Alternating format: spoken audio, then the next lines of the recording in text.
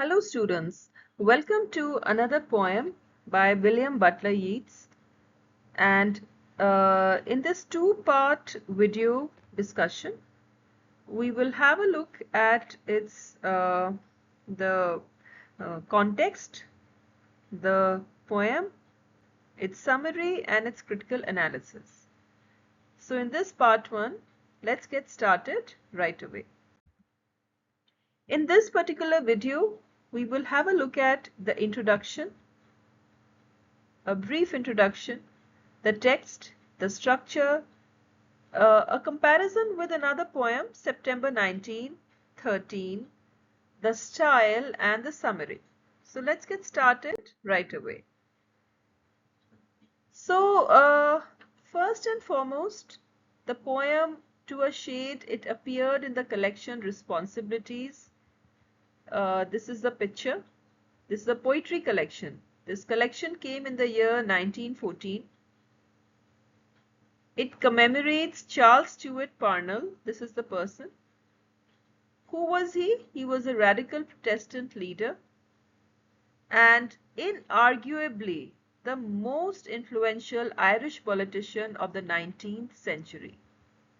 He founded the Irish Parliamentary Party. He led various movements against British colonialism inside and outside the Parliament, and two of the most significant of these were the Home Rule movement, the land reform agitation. However, his adulterous affair with Catherine O'Shea, she was wife of Captain William O'Shea, it came to light when the husband sought divorce, and this entire episode, it shocked both England and the Catholic dominated Ireland. Most of the members of his party shunned him. It brought a sudden downfall of his illustrious political career in December 1890. He died on October 6, 1891. A little more than 3 months of his marriage with Catherine. However, Parnell continued to be remembered as the greatest Irish leader of his era. So that is his picture, and this is a picture of Catherine O'Shea. This poem, it rues. Ruse means it feels deep sadness or regret over a past action or decision. That is the meaning of the word ruse. It rues the ingratitude of the Dubliners towards Parnell. For all his great sacrifice and service rendered to Ireland, he is a forgotten figure of the past. The Parnell Monument, the sea, as well as the seagulls, and the bleak Dublin houses, they might respond to a visit by the leader's spirit. But for the people of Dublin, the leader, who once inspired generations of Irish people, is an obsolete figure, whom some of them brought to disgrace. This poem also indicates Dubliners' lack of loyalty and respect for Hugh Glynn, who was a painter and an Irish nationalist of great esteem. Let us look at the text. To a shade. Now the word shade here, this word shade, it means a ghost. Okay, so you remember that this word shade means a ghost. This is the first paragraph. This paragraph is addressed to the ghost of Parnell, this particular. If you have revisited the town thin shade, whether to look upon your monument, I wonder if the builder has been paid, or happier thought it when the day is spent, to drink of that salt breath out of the sea, when grey gulls flit about instead of men, and the gaunt houses put on majesty, Let these content you and be gone again, for they are at their old tricks yet. So here the poet tells the ghost that if it has come back to Dublin merely to take a look at his monument, or to enjoy the evening sea breeze, or to watch the seagulls flutter, or the bleak Dublin houses looking beautiful, it should be satisfied. If not, or if it expects more, it should get back to its tomb, because the Dubliners are still the same, crafty, mercantile, and distrustful people busy at their intrigues. The next paragraph, this is dedicated to Hugh Glynn, a man of your own passionate serving kind who had brought in his full hands what had they only known, had given their children's children loftier thoughts, sweeter emotions working in their veins, like gentle blood has been driven from the place, an insult heaped upon him for his pains, and for his open-handedness disgrace. Your enemy, an old foul mouth, hath set the pack upon him.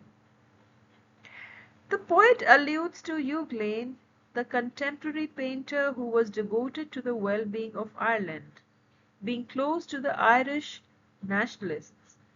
Like Parnell, he could have inspired generations of Irish children with great thoughts. If he was allowed to pursue his dreams for Ireland, he could have instilled sweet emotions in them through his art, but his efforts too were met with insults and injury by resentful characters such as William Martin Murphy. This is the third paragraph, and this is also dedicated to Parnell. Go, unquiet wanderer, and gather the Glasnevin coverlet about your head till the dust stops your ear. The time for you to taste of that salt breath, and listen at the corners, has not come.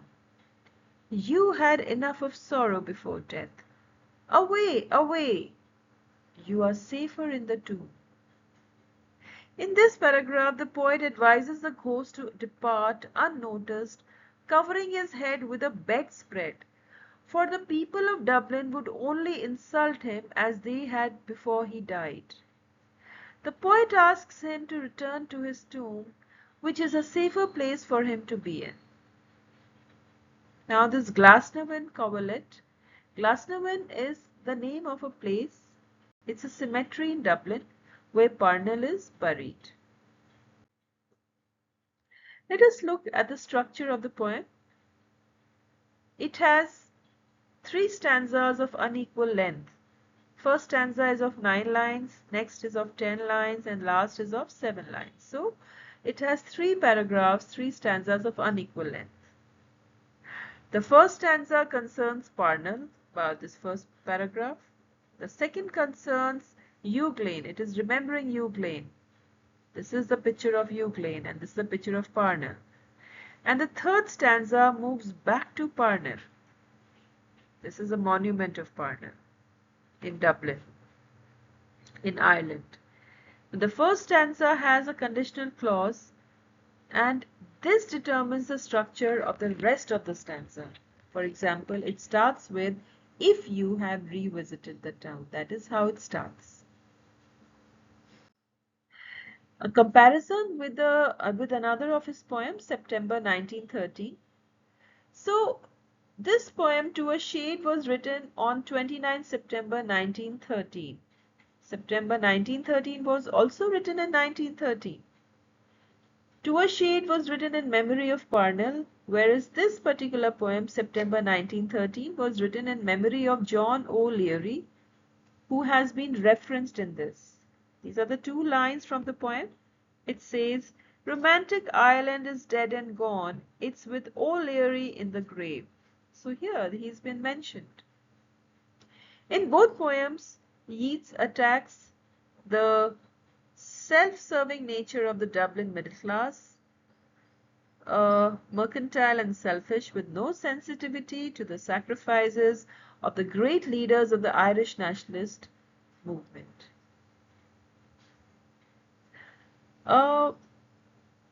This John O'Leary was a 19th century nationalist and member of the Irish Republican Brotherhood, who was arrested in Britain for his involvement in anti-colonial activities. Okay.